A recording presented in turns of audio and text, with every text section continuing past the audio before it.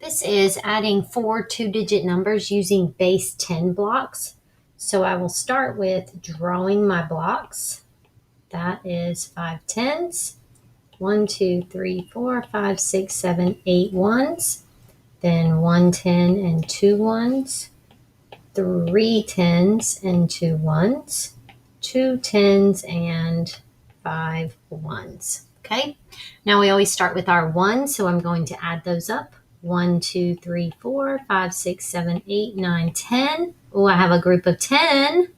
So I am going to exchange those for a tens rod.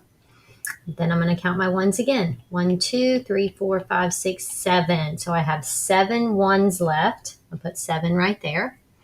And then remember, I exchanged my 10 and added it right there. So now I'm going to add my tens up. 10, 20, 30, 40, 50, 60, 70, 80, 90, 100. So I can take 10 tens and turn those into a big hundreds block. So now I have 2 tens left over and 100, 127.